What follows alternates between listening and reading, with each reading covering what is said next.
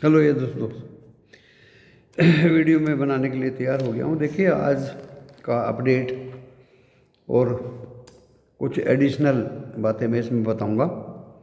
ज़्यादा कुछ तो मैं बताऊँगा नहीं, लेकिन ज़्यादा कुछ ना बताने में भी कुछ छुपा हुआ है दोस्तों। इसलिए आप इस वीडियो को अच्छी तरह से समझने की कोशिश करिए। और मैं आपको डिस्क्लेमर दे देता हूँ कि इस स्टॉक मार्केट के बारे में जो मैं आपको बातें बता रहा हूँ, ये सारी एजुकेशन पॉइंट ऑफ व्यू के लिए हैं, ये एकेडमिक पर्पज़ के लिए हैं। और अगर आप कोई भी स्टॉक मार्केट से शेयर खरीदेंगे या बेचेंगे, वो आपको खुद की जानकारी में ही लेके करना पड़ेगा, अपने पर्सनल फाइनेंशियल एडवाइज़र से सलाह लेके करना पड़ेगा। अगर आपको नुकसान या फ़ायदा होता है तो उसके ज़िम्मेदार आप रहेंगे, उसमें कोई मेरी जवाबदेही नहीं होगी। अब मैं आपको ये वीडियो स्टार्ट करता हूँ। देखिए अपडेट में क्या हुआ कि सुबह डो जोन्स थोड़ा सा 50 पॉइंट ग्रीन में था और एशियन मार्केट मिले जुले थे दोस्तों। निकी माइनस में था एंड हैंगसेंग एंड जो चाइना बाज़ार थे वो भी माइनस में थे। तो ज़्यादा माइनस में नहीं थे, थोड़े माइनस में थे। तो दोस्तों हमारा बाज़ार ग्रीन में खुला, क्योंकि SGX निफ्टी काफ़ी कुछ ग्रीन में था, उसको तो फॉलो नहीं किया, लेकिन डो जोन जो फ्यूचर था उसको फॉलो हमारे बाज़ार ने किया और ग्रीन में ही। और ये दोपहर तक ग्रीन में होता चला गया, काफ़ी ऊपर में खुला था। और मैंने बताया था कि अगर ये 17,700 टच करता है तो आप बेचिए, लेकिन बेचने वालों ने शुरू में ही बेचना शुरू कर दिया, क्योंकि जब उनकी वैल्यूएशन पर्टिकुलर स्टॉक की आ गई तो वो तो बेचेंगे ही और बेचना भी चाहिए। दोस्तों न्यूज़ दोपहर को आई कि जो टर्की की मीटिंग में इस्तांबुल में जो कंक्लूजन निकला था, वहाँ रूस ने उसको फॉलो करने से मना कर दिया। यानी सेना तो हटा रहा था, लेकिन कुछ जगहों पे और वार तेज कर दी, जबकि ये हुआ था कि वार सीज फायर हो जाएगा और सेनाएं हटाने शुरू कर देंगे। तो वो तो किसी जो न्यूक्लियर रिएक्टर था इनका बिजली बनाने वाला, वहाँ से अपने लोग उन्होंने हटाए हैं। तो उस न्यूज़ ने भी थोड़ा सा तूल पकड़ा और उसकी वजह से अपने जो डोजन फ्यूचर्स थे वो रेड में चले गए। तो हमारा बाज़ार कुछ तो रेड में चला ही गया था, न्यूज़ सुनते ही कुछ और ज़्यादा रेड में चला गया। डोजन फ्यूचर्स रेड में हुए तो अपना बाज़ार रेड में चला गया। और उसके बाद 1:30 बजे यूरोपियन मार्केट खुले। दोस्तों ये मार्केट भी रेड में ही खुले। अभी भी फ़िलहाल FTSE, CSE और डेक्स रेड में ही हैं, जबकि हमारा SGX निफ्टी 17,512 दिखा रहा है अभी। 17,512 यानी हमारे इंडियन मार्केट जो बंद हुआ है उससे 40-50 पॉइंट ज़्यादा पे दिखा रहा है। तो ये तो रही आज के अपडेट की बात। काफ़ी कुछ स्विंग ट्रेडिंग की लोगों ने। टाटा स्टील 1320 तक गया और जिन्होंने बेचा नीचे में आराम से लेने का भी मौका टाटा स्टील ने दिया। सबसे ज़्यादा मौका रिलायंस ने दिया, नीचे आया और नीचे से फिर ऊपर गया, ऊपर से फिर नीचे आया और नीचे से फिर ऊपर गया। This is called swing trading. तो इस तरह से एक बाज़ार स्विंग कर रहा था, एक वॉलेटिलिटी कर रहा था। तो दोस्तों गिरा इसलिए भी ज़्यादा नहीं, मैंने कल के वीडियो में बता दिया था कि जितने पुट कॉल रेशियो 1.20 पे है, और ये बाज़ार खुलते ही जब ऊपर गया और उस पर प्रॉफिट बुकिंग हुई, सेलिंग आई, तो पुट कॉल रेशियो 1 के आसपास हो गया और 1.05 पुट कॉल रेशियो पे वो बंद हो गया अपना बाज़ार। रेड में तो निफ्टी बंद हुआ, लेकिन उधर बैंक निफ्टी प्लस में बंद हुआ। तो ये मान के चलिए कि फ्लैट ही बंद हुआ, कोई ज़्यादा नुकसान या फ़ायदा इस बाज़ार में नहीं हुआ। काटापीटी 2-4 रुपये की लोगों ने कर ली, जैसे गेल का बाईबैक आया और 190 रुपये पर शेयर के हिसाब से बाईबैक आया। मुझे पता लगा तो मैंने अपने व्हाट्सएप चैनल पे अपने ग्रुप में लोगों को इन्फॉर्म किया और टेलीग्राम वालों से कंफर्म किया कि भाई 190 पे आया है या नहीं आया है। तो वहाँ से कंफर्म हो गया और व्हाट्सएप ग्रुप में मैंने अपने मेंबर्स को इन्फॉर्म किया। कभी कभी मैं इन मेंबर्स की इन्फॉर्मेशन टेलीग्राम वालों को भी दे देता हूँ। तो ये तो एक दूसरे को लेना देना है, वाइस वर्सा है। तो जब ये 190 पे, तो इसमें जंप आया 156 पे, मैंने अपने व्हाट्सएप और टेलीग्राम वालों को अलर्ट किया कि आप बेच डालो इसको। देखिए इसमें जंप आया है, मैंने 156 की भविष्यवाणी की थी, मेरा तो रेट आ गया। तो जब मेरा रेट आ गया, बच्चों ने बेच लिया और ये गिरने को तैयार नहीं हुआ, तब बच्चे लोग छटपटाए और तरह तरह के सवाल उनके जहन से निकलने शुरू हो गए कि सर जब 190 पे बाई बैक कंपनी कर रही है तो आपने 156 पर क्यों बिकवा दिया। मेरा जवाब था कि भाई मुझे पता नहीं था कि 190 पे बाई बैक कर रही है। I was concerned only uplift, only jump. Script का रेट 156 आ गया, ये मैंने वादा किया था, और आपने 145 से लेके और 151-52 तक खरीदारी की। आज प्रॉफिट बुक का मौका है, आप बेच दीजिए। फिर दोस्तों मैंने बच्चों को कन्विंस किया कि 22 अप्रैल इसकी बाई बैक की डेट है, यानी स्टॉक अच्छी तरह से सुन लीजिए, क्योंकि कुछ बच्चे बिल्कुल चोर बोर हो रहे थे कि सर बाई बैक कर लें। अरे भाई बाई बैक आपको नहीं करना, कंपनी को करना है। Gas authority of India limited government of India की कंपनी को बाई बैक करना है, आपको नहीं बाई बैक करना है। तो मुझे ऐसा लगा कि उनको बाई बैक का भी पता नहीं कि बाई बैक का मतलब क्या होता है। अब मैं बता देता हूँ इसी वीडियो में कि बाई बैक का मतलब क्या होता है। कल और परसों के वीडियो के सब्जेक्ट्स तो बच्चों ने मुझे दे दिए हैं, और वो तो मैं कल के वीडियो में बताऊँगा कि मेरा जो इस शेयर बाज़ार में 35, 35, 40 साल का जो सफ़र है, कहाँ से शुरू हुआ और कितने उतार चढ़ाव मैंने अपने जीवन में देखे, और उस दौरान मुझे क्या क्या अनुभव हुआ और मैंने उनमें क्या क्या परफॉर्म किया, पॉजिटिवनेस एंड निगेटिवनेस, सारी बातें मैं कल के वीडियो में बताऊंगा। और सुबह 8-9 बजे मैं अपने वीडियो को ज़रूर ही बना के आपके सम्मुख प्रस्तुत कर दूंगा कि बाज़ार में क्या क्या होता है। क्योंकि नए बच्चे और मेरे ग्रुप के बच्चों ने ये ठान लिया कि सर पहले आप अपना कैरियर का डेवलपमेंट बताइए कि राम कहानी कैसे कैसे आपके सामने शेयर बाज़ार की हुई। मुझे बताना भी चाहिए, तो मैं सिस्टमेटिक वे में एक एक बात उनको कल खोल के बताऊंगा इसी वीडियो पे। तो आज मैं बताता हूँ बाई बैक की कहानी। बाई बैक कंपनी ने डिक्लेयर किया कि हम अपने शेयर को 190 रुपये पे खरीदेंगे। 1820 करोड़ का पैसा सरप्लस रिजर्व है, इस पैसे को हम अपनी कंपनी के शेयर को खरीदने में लगाएंगे। अब आपके जहन से सवाल निकलेगा कि क्यों खरीदेंगे।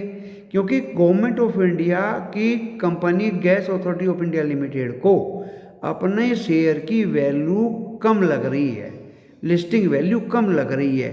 वो बोलते हैं कि हमारे पास बुक वैल्यू ज़्यादा है, प्राइस बाई बुक वैल्यू कम हो गई है, क्योंकि वैल्यू कम है, रेट कम है, जबकि इसका रेट ज़्यादा होना चाहिए। हमारे पास रिजर्व ज़्यादा है, हमारे पास इंफ्रास्ट्रक्चर ज़्यादा है, हमारे पास इनकम ज़्यादा है, हम ज़्यादा डिविडेंड कस्टमर्स को देते हैं, और बोनस भी हम कई बार पिछली दफ़ा दे चुके हैं। तो हमारे शेयर का भाव 150-55 क्यों रहेगा? 190 रुपये पे हम अपने शेयर को खरीदने के लिए तैयार हैं। और 22 अप्रैल तक जिन बच्चों के, जिन इन्वेस्टर्स के, जिन दर्शकों के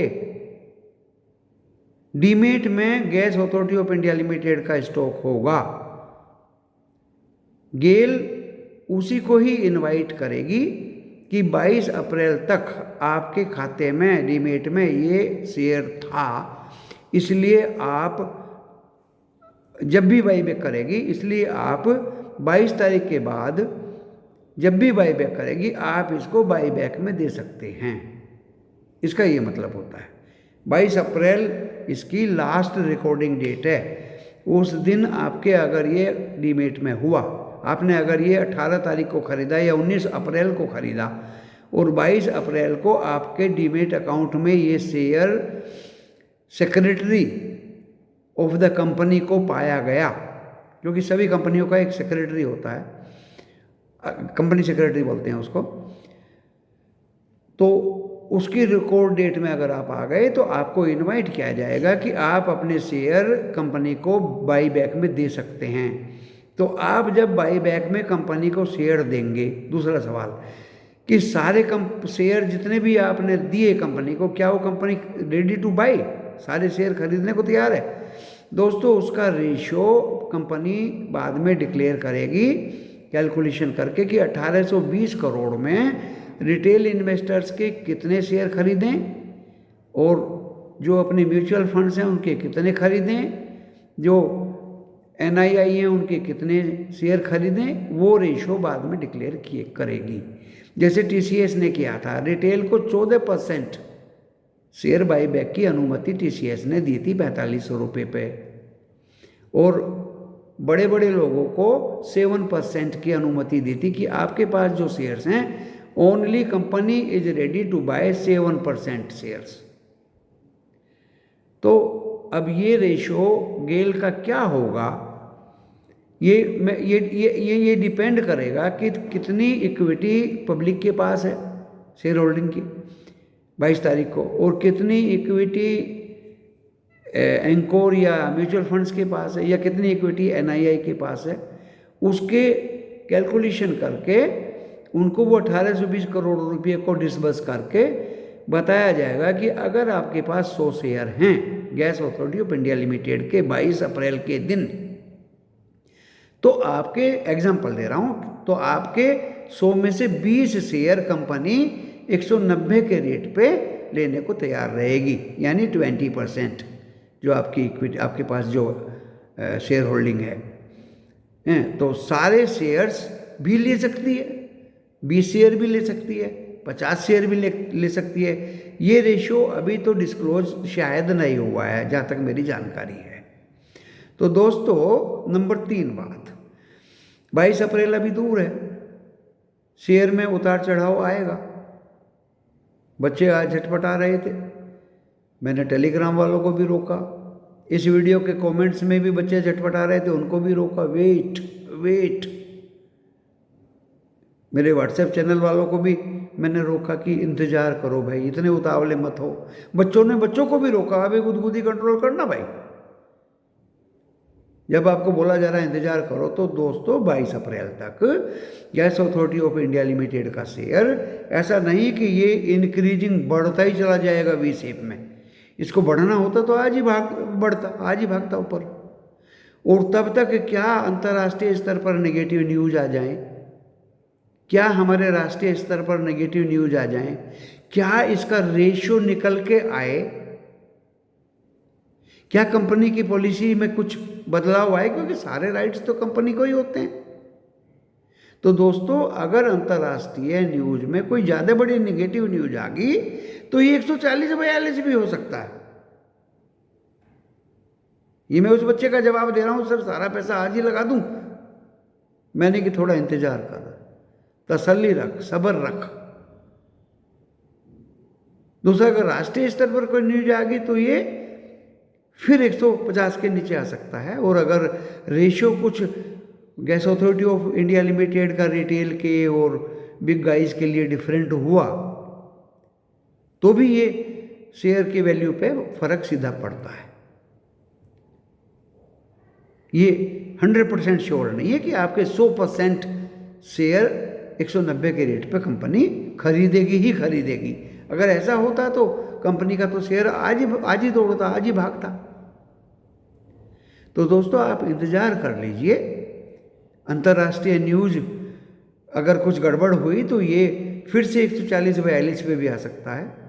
मैं अपने तजुर्बे के आधार पे बोल रहा हूँ। मैग्नीज और लिमिटेड मोयल का जो शेयर है 210 पे बाईबैक हुआ था पिछले साल।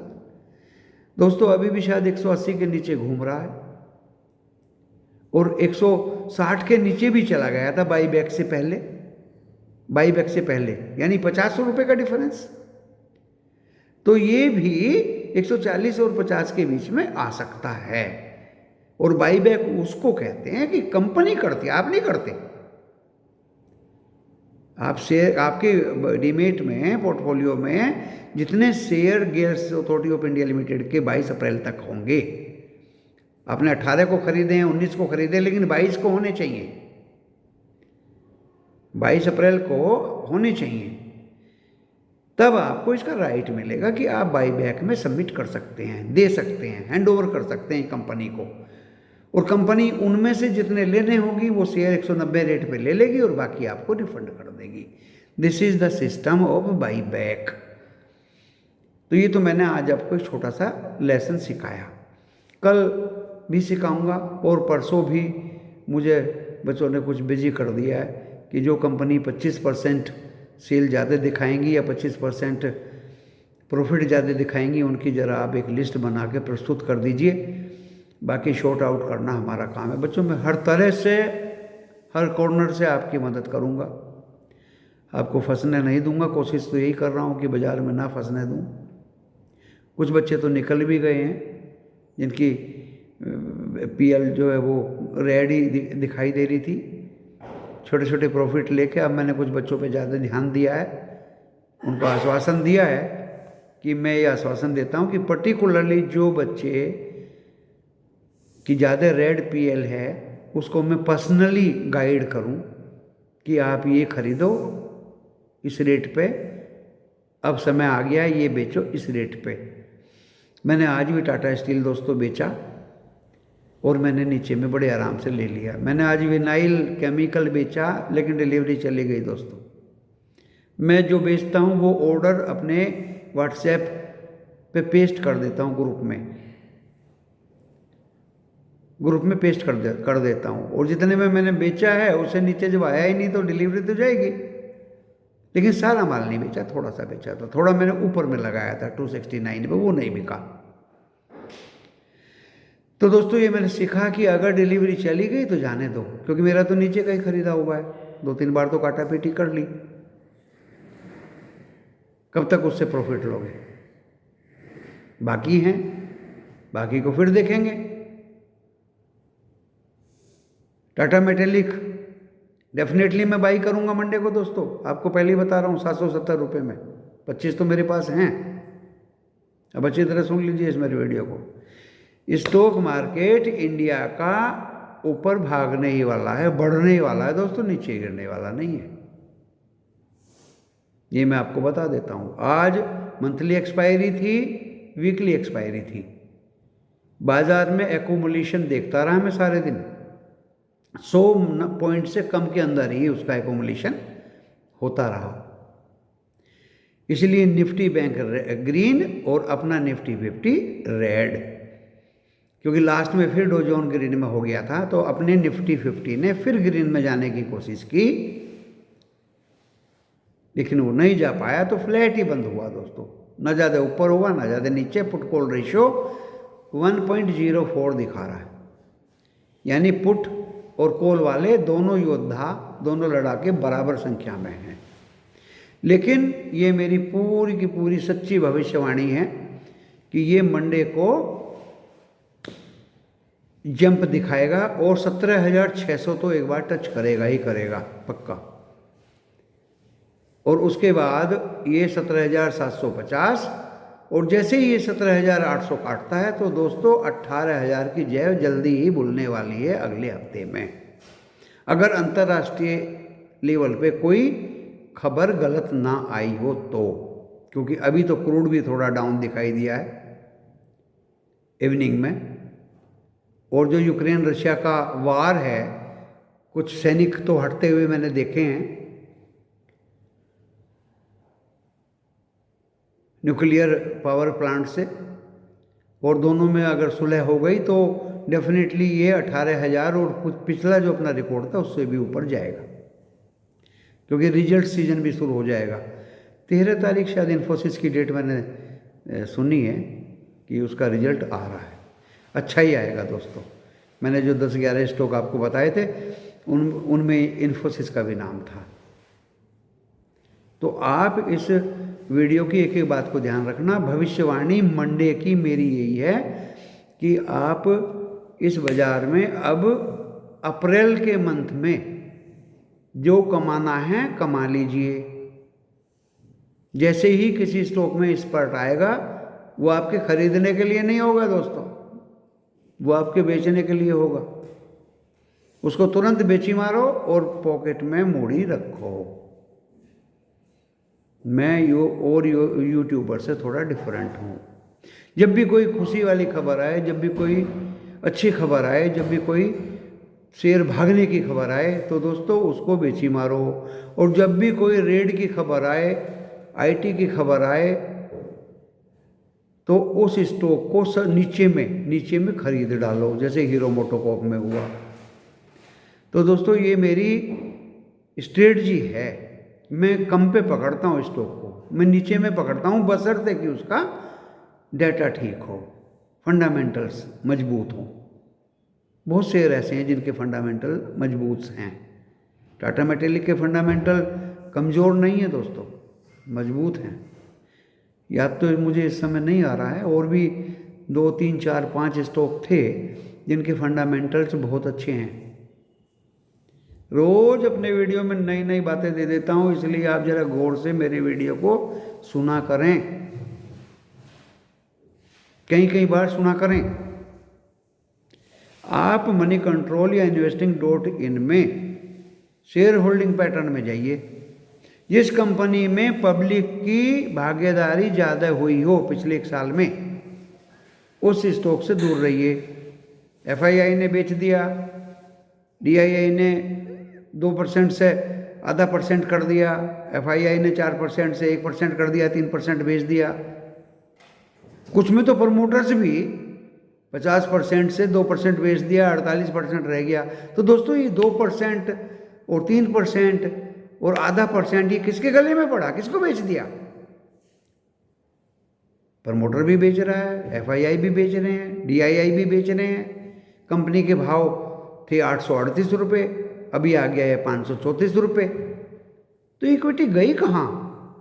तो दोस्तों मैंने देखा कि पब्लिक की इक्विटी जो 40% थी 46% हो गई। किसके गले में पड़ गई? पब्लिक के। अरे सर फंडामेंटल तो बहुत स्ट्रॉन्ग है, ये शेयर बढ़ क्यों नहीं रहा? अरे भाई बढ़ेगा कैसे जब तक पब्लिक कंटाल के इसको बेच नहीं देती। पब्लिक की इक्विटी शेयर होल्डिंग कम नहीं हो जाती तब तक ये शेयर बढ़ने वाला नहीं है।